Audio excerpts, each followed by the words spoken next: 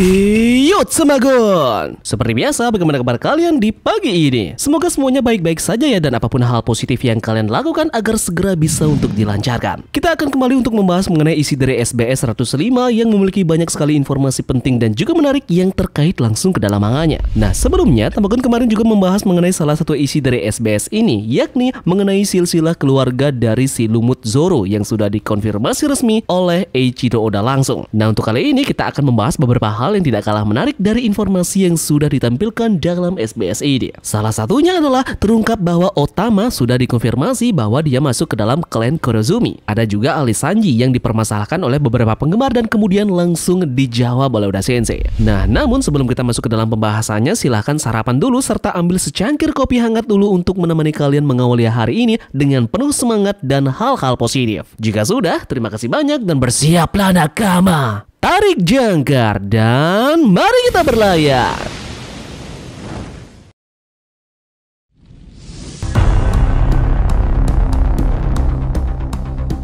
Kita akan buka SBS 105 kita kembali dengan memulai dari informasi yang kita dapatkan dari tubuh Angkatan Laut. Tepatnya kita akan membicarakan mengenai Admiral. Topik yang dibahas lagi pada SBS kali ini yakni Admiral Green Bull dan juga Kuroma Tensei. Ada seseorang penggemar yang bertanya kepada Oda Sensei, apakah aktor Harada Yoshio yang menjadi model untuk Admiral Green Bull? Dia tampak sangat keren, membuatku mimisan. Oda Sensei pun menjawabnya, itu benar, Rouningai adalah film yang sangat terkenal setelah semuanya. Dia juga memiliki suara yang sangat keren. Sangat disayangkan dia tidak lagi di sini. Dia adalah aktor yang legendaris. Kemudian penggemar lagi-lagi bertanya, siapa model Kuroma atau Tensei, Direktur Dinas Investigasi Kriminal Kelautan yang muncul pada chapter 1054? Oda Sensei menjawab, model untuk Tensei adalah aktor bernama Kobayashi Akira. Ini baru saja terlintas dalam pikiranku, tapi entah bagaimana aku menyadari bahwa aku telah membuat hampir setiap aktor legendaris sebagai eksekutif berpangkat tinggi di Angkatan Laut. Tetapi bukankah mereka semua berambut hitam? Tentu saja ini tidak terjadi, tetapi pada awalnya aku tidak melakukan merencanakan Admiral Green Bull ini berambut hitam. Seperti kalian tahu, pertempuran tanpa kehormatan dan kemanusiaan adalah sesuatu yang ada di film tersebut. Di film itu, Akainu dan juga Tensei berbicara dengan sangat santai dan itu sangat mengasyikkan untukku. Mereka terlihat sangat keren di sana. Nah, jadi terjawab sudah ya pada SBS 105 ini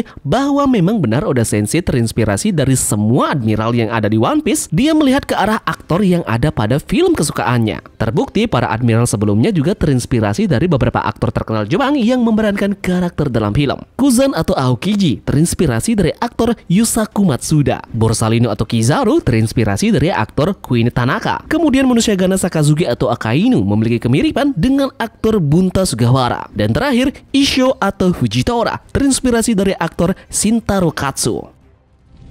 Oke, topik selanjutnya yang dibahas pada SBS 105 ini adalah tentang alis Sanji. Pertanyaan pun dilontarkan oleh penggemar ke Oda Sensei yang menanyakan pada chapter 1031 alis Sanji terlihat terbalik, namun dalam chapter 1044 alisnya kembali normal. Jadi, mengapa mereka bisa berubah kembali? Oda Sensei pun memberi jawaban. Kau memiliki mata yang bagus. Memang alis Sanji berubah kembali ke cerita di Pulau Wall Cake. Sanji bersaudara kandung masing-masing lahir dengan kemampuan manusia super dan exoskeleton yang kuat karena memanipulasi faktor garis keturunan. Namun, karena ibunya, Sanji terlahir sebagai manusia normal. Jadi lihatlah alis saudara-saudaranya sekarang. Semua alis mereka seperti Germa 66 pada umumnya. Sanji adalah kebalikannya. Namun, kekuatan Sense terwujud setelah perjuangannya karena hal pelatihan dan juga memberinya resistensi abnormal terhadap panas di masa lalu. Itu adalah misteri sebelumnya, tapi sekarang akhirnya masuk akal kan? Jadi, ayo terus awasi dia di masa depan.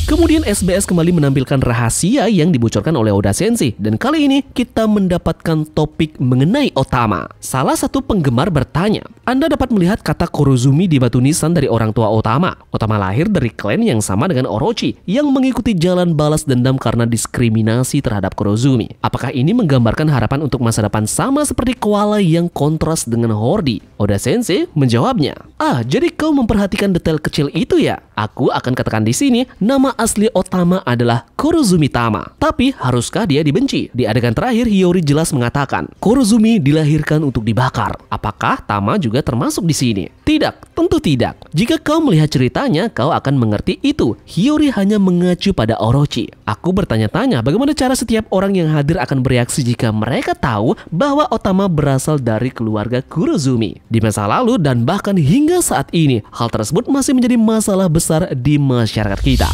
Jadi pertanyaan dari penggemar sudah jelas mengacu pada panel Otama sedang berkunjung ke sebuah makam. Nah, di makam tersebut terdapat batu nisan yang terdapat huruf kanji Jepang. Tulisan hiragana pada kuburan salah satu orang tua Otama memiliki nama keluarga yang sangat mirip dengan kanji Kurozumi.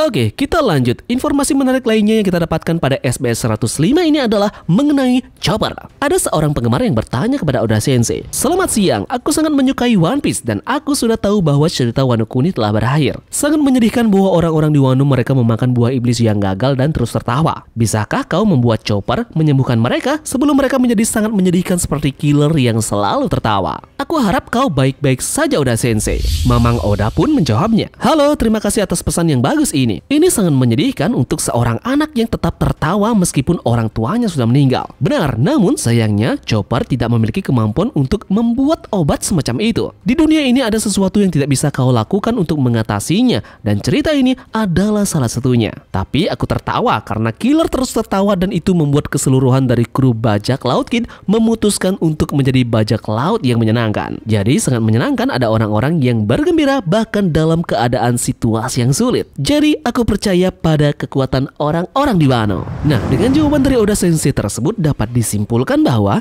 Chopper tidak bisa untuk menyembuhkan penyakit dari efek buah iblis buatan Smiley yang gagal ini. Jadi, menurut kalian siapa yang akan menyembuhkan mereka semua ini nantinya?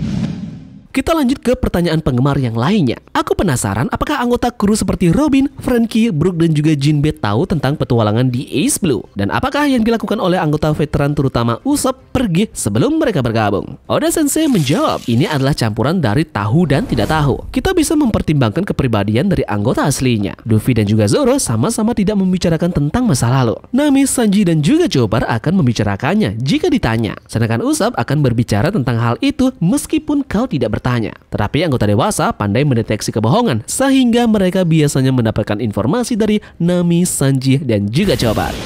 Kemudian ada lagi yang bertanya pada chapter 1045. Kaido sempat mengatakan Emonogatari. Nah, apakah itu berarti manga tidak ada di dunia One Piece? Mamang Oda pun menjawabnya, buku bergambar dan cerita bergambar memang ada dalam satu kesatuan. Ini adalah buku bergambar, tetapi anggap cerita bergambar sebagai manga di dunia One Piece. Karena tidak ada konsep gelembung bicara, maka cerita diceritakan melalui teks dan juga dialog dalam bingkai mirip dengan manga. Nah, beberapa judul cerita terkenal di dunia One Piece antara lain Sora, Warrior of the Sea, Fire Dog, Pokemon, Monkey Ball, dan juga Marco-san. Ada juga beberapa judul lainnya. Dan terakhir kita akan kembali membahas mengenai detail dari keluarga Roronoa-Zoro. Ada tambahan lagi mengenai informasi yang kita dapatkan dari keluarga ini. Jadi, nama-nama dari keluarga Zoro ini semuanya terkait dengan permainan judi dadu tradisional Jepang. Misalnya Roronoa Pinzoro yakni kakek dari Zoro atau Snake Ace berarti angka 2 kali lipat atau ganda dalam dadu. Shimotsuki Furiko atau nenek dari Zoro adalah sebutan orang yang melempar dadunya. Sementara Roronoa Arashi yakni ayah dari Zoro adalah 3 kali lipat angka yang sama dalam dadu. Tera yakni ibu Zoro sendiri sejenis biaya yang diambil oleh perusahaan perjudian. For your information ya, nama ayah dari Zoro juga bisa diartikan Storm Arashi dan ibunya Earth yaitu Tera.